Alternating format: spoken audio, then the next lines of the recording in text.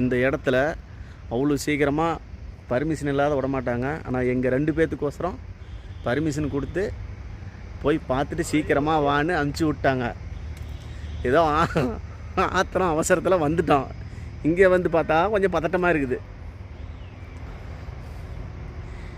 இதுதான் ராமர் பாதம்.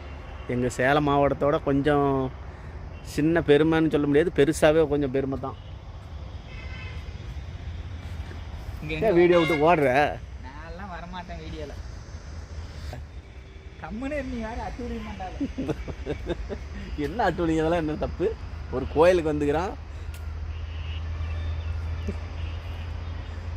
கும்பிடு அப்படியாவது ஒரு கல்யாணம் ஆகட்டும்.